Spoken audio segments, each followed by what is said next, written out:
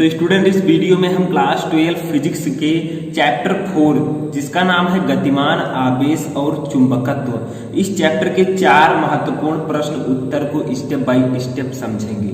यानी कि हम इस चैप्टर के 4 इंपॉर्टेंट क्वेश्चन आंसर को समझेंगे। ठीक है, इससे पहले जो 3 चैप्टर हैं उसके क्वेश्चन आंसर मैं आपको ऑलरेडी बता चुका हूं। तो स्टूडेंट जैसा कि आपको पता है कि किसी भी चैप्टर को अगर आप पढ़ रहे हैं तो उसके इम्पोर्टेंट क्वेश्चन को भी जानना उतना ही आवश्यक है जितना ज़्यादा उस चैप्टर को पढ़ना, क्योंकि आप बोर्ड एग्जाम की तैयारी कर रहे हैं, आपसे क्वेश्चन आंसर उसमें पूछा जाएगा। ठीक है, तो आज के इस वीडियो में जो 4 क्वेश्चन आंसर हम देखेंगे इस चैप्टर के, वो बहुत ही ज़्यादा इंपॉर्टेंट है और कई बार आपके बोर्ड एग्जाम में पूछे जा चुके हैं। तो अगर आपने ये चैप्टर पढ़ लिया है या पढ़ने वाले हैं तो इस वीडियो को लास्ट तक देखते रहें ताकि आप लोग इन 4 बेसिक क्वेश्चंस को आसानी से समझ सकें और आगे भी आपके ये काम आ सके। तो चलिए वीडियो को स्टार्ट करते हैं। तो देखिए 4 क्वेश्चन जो है बहुत ही इंपॉर्टेंट है। फर्स्ट क्वेश्चन जो है आपका वो है कि म्यू नॉट एप्सिलॉन नॉट का मान ज्ञात कीजिए। यानी कि जो म्यू नॉट एप्सिलॉन नॉट इस चैप्टर में यूज किया गया है उसका आपको मान बताना है कि इसकी वैल्यू कितनी होती है। ठीक है, तो इसकी वैल्यू जो होती है वो होती है 1/9 × 10 के पावर 16। ठीक है, और इसका मात्रक क्या होगा, कूलाम। ठीक है, प्रति या आप अपान लिख सकते हैं एम्पियर मीटर।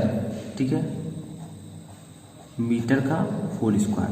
यानी कि म्यू नॉट एप्सिलॉन नॉट का मान ज्ञात कीजिए। तो म्यू नॉट एप्सिलॉन नॉट का मान होता है 1/9 × 10 की घात 16। ठीक है, ये जो पीछे मैंने लिखा है कूलाम अपान एम्पियर मीटर स्क्वायर, ये आपका है इसका मात्रक। ठीक है, म्यू नॉट एप्सिलॉन नॉट का।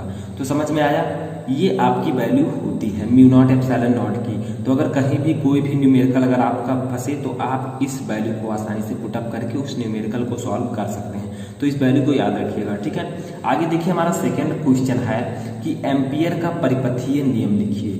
अब ये क्वेश्चन जो है इस चैप्टर से मोस्ट इंपॉर्टेंट की कैटेगरी में आता है, क्योंकि बहुत ही इंपॉर्टेंट क्वेश्चन है, ये आपको पढ़ना होगा। ठीक है, तो मैं यहाँ पर आपको समझा देता हूँ अपनी भाषा में। तो देखिए एम्पियर का परिपथीय नियम क्या है कि किसी बंद वक्र के परितः चुंबकीय क्षेत्र की तीव्रता का रेखीय समाकलन उस बंद वक्र द्वारा घिरे क्षेत्रफल में से गुजरने वाली कुल वैद्युत धारा का म्यू नॉट गुना होता है। यानी कि कहा गया है कि कोई बंद वक्र पृष्ठ है, ठीक है, उसके चारों ओर जो चुंबकीय क्षेत्र की तीव्रता का रेखीय समाकलन होता है वो उस वक्र पृष्ठ द्वारा घिरे क्षेत्रफल में से गुजरने वाली कुल वैद्युत धारा का म्यू नॉट गुना होता है। ठीक है, यानी कि सिंपली कहा क्या गया है। अब देखिए यहाँ पर जो म्यू नॉट है ये है क्या, तो सबसे पहले इसको लिख देते हैं। म्यू नॉट जो है, ठीक है, ये निर्वात की निरपेक्ष चुंबकशीलता है। ठीक है, निरपेक्ष चुंबकशीलता है। ठीक है, तो जो म्यू नॉट है ये निर्वात की निरपेक्ष चुंबकशीलता है। अब इसका हम फार्मूला लिखते हैं इस नियम का। तो देखिए कोई बंद वक्र पृष्ठ है। अब बंद वक्र पृष्ठ का मतलब क्या है, एक पृष्ठ है जो कि फाइनली बंद है। ठीक है, तो बंद वक्र पृष्ठ है। ठीक है, उसके परितः जो चुंबकीय क्षेत्र की तीव्रता का रेखीय समाकलन होता है। तो बंद वक्र पृष्ठ का रेखीय समाकलन हमने आगे लिखा, अंदर लिख देंगे चुंबकीय क्षेत्र की तीव्रता जिसे हम लोग डिनोट करते हैं बी से। ठीक है, तो बी वेक्टर इंटू क्या है, उस बंद वक्र पृष्ठ से क्षेत्रफल से गुजरने वाली कुल वैद्युत धारा का म्यू नॉट गुना होता है। तो यानी कि जो उस वक्र पृष्ठ की जो लेंथ है वो dl है। ठीक है, तो ये किसके बराबर होता है, म्यू नॉट इंटू आई, यानी कि उस बंद वक्र पृष्ठ से गुजरने वाली कुल वैद्युत धारा का म्यू नॉट गुना होता है। ये हो जाएगा आपका फार्मूला। कैसे, तो देखिए कोई बंद वक्र पृष्ठ के वैद्युत क्षेत्र किसी बंद वक्र पृष्ठ के परितः चुंबकीय क्षेत्र का रेखीय समाकलन, यानी कि बंद पृष्ठ है एक, ठीक है, उसके चुंबकीय क्षेत्र की तीव्रता का जो रेखीय समाकलन होता है वो उस बंद वक्र पृष्ठ के कुल वैद्युत धारा का म्यू नॉट गुना होता है। यही है एम्पियर का परिपथीय नियम, आप इसे नोट भी कर सकते हैं। ठीक है, तो ये आपको समझ में आ चुका होगा, बहुत ही सिंपल है ये रूल, तो ये आपको आसानी से समझ में आ गया होगा। देखिए अगला क्वेश्चन हमारा क्या है, तीसरा क्वेश्चन। ठीक है, ये क्वेश्चन है कि म्यू नॉट एप्सिलॉन नॉट का विमीय सूत्र लिखिए। तो म्यू नॉट एप्सिलॉन नॉट का हमने वैल्यू जाना कि इसका मान क्या होता है। ठीक है, अब इसका विमीय सूत्र जो होता है मैं बता देता हूँ आपको, L -2 T2, ये जो होता है ये म्यू नॉट एप्सिलॉन नॉट का बेमीय सूत्र होता है। ठीक है, तो म्यू नॉट एप्सिलॉन नॉट का बेमीय सूत्र होगा L-2 T⁴ और इसका जो वैल्यू होगा वो 1/9 × 10⁻16। ठीक है, जो कि मैंने आपको अभी बताया। तो ये आपका तीसरा क्वेश्चन था। अब हम देखेंगे अपना चौथा क्वेश्चन क्या है। तो देखिए स्टूडेंट, हमारा चौथा क्वेश्चन जो है वो एक न्यूमेरिकल है। ठीक है, जिसमें हम लोग जानेंगे लॉरेंज बल ज्ञात करना, लॉरेंज बल। ठीक है, इसके बारे में मैं ऑलरेडी आपको पढ़ा चुका हूँ, लिंक आपको डिस्क्रिप्शन में दे दिया जाएगा या फिर आप सर्च कर सकते हैं लॉरेंज बल विद शुभम लेक्चर, आपको वीडियो मिल जाएगा। तो देखिए होता क्या है लॉरेंज बल, इसका न्यूमेरिकल हम कैसे सॉल्व करेंगे। तो देखिए एक इलेक्ट्रॉन 0.1 न्यूटन प्रति एम्पियर मीटर के एक समान चुंबकीय क्षेत्र में लंबवत 10⁵ मीटर प्रति सेकंड की चाल से प्रवेश करता है। इलेक्ट्रॉन पर लॉरेंज बल ज्ञात कीजिए। ठीक है, तो क्या कहा गया है कि कोई इलेक्ट्रॉन है वो 0.1 न्यूटन प्रति एम्पियर मीटर के एक समान चुंबकीय क्षेत्र में, ठीक है, 10⁵ मीटर प्रति सेकंड की चाल से गति करेगा, तो इस पर लॉरेंज बल कितना लगेगा।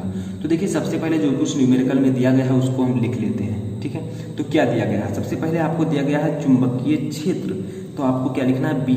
ठीक है, चुंबकीय क्षेत्र की तीव्रता जो है वो B आपको दी गई है। वो कितनी दी गई है, 0.1 न्यूटन, ठीक है, प्रति एम्पियर मीटर, इतना आपको दिया गया है चुंबकीय क्षेत्र। देखिए एक इलेक्ट्रॉन 0.1 न्यूटन प्रति एम्पियर मीटर के एक समान चुंबकीय क्षेत्र, देखिए चुंबकीय क्षेत्र आपका इतना दिया गया है। ठीक है, इसकी तीव्रता आगे देखिए लंबवत 10⁵ मीटर प्रति सेकंड की चाल से, यानी कि क्या दिया गया है आपको, चाल दी गई है, वेग v होगा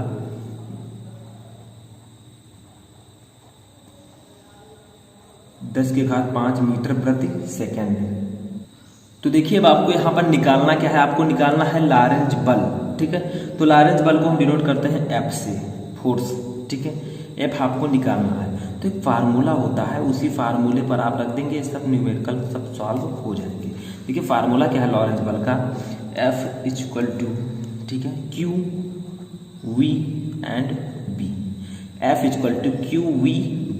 ठीक है, ये आपका फार्मूला होता है। Q क्या है, आवेश है। ठीक है, आवेश, इलेक्ट्रॉन पर आवेश, V है आपका वेग, B है क्या है, चुंबकीय क्षेत्र। ठीक है, अब देखिए F आपको निकालना है।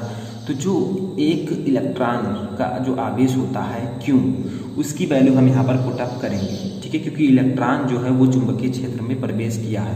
ठीक है, तो 1.6 × 10⁻19 एक इलेक्ट्रॉन पर आवेश इतना होता है, आपको पता होगा। इंटू V कितना दिया गया है, 10⁵, इंटू B कितना दिया गया है, 0.1। ठीक है, इतना दिया गया है। अब देखिए आपको करना क्या होगा, F आपको 1.6 इंटू, ठीक है, 10⁻19 है, यहाँ पर 10⁵ है, तो -19 से जब 5 जाएगा तो कितना बचेगा, तो 10⁻14। ठीक है, इंटू 0.1। ठीक है, समझ में आया। अब देखिए आपको क्या करना है। ठीक है, तो देखिए आपको करना क्या होगा, 1.6 ऐसे रहने दीजिए, 10⁻14 है इंटू 0.1 है, यानी कि हम इसे लिख सकते हैं 10⁻−1। ठीक है, समझ में आया। इसे हम लिख सकते हैं क्योंकि 0.1 को हम 1/10 भी लिख सकते हैं। अब 10 के पावर जब ऊपर जाएगा तो -1 हो जाएगा। समझ में आया। तो आगे देखिए हमें क्या करना है, F 1.6 इंटू 10⁻14 इंटू -1 प्लस, यानी कि 10⁻−15, माइनस माइनस दोनों तो माइनस माइनस प्लस 14 और 1 15। ठीक है, तो ये F 1.6 × 10⁻−15 और बल का मात्रक न्यूटन। ठीक है, क्या होगा, लॉरेंज बल का मात्रक न्यूटन। तो ये आपका न्यूमेरिकल लग चुका है।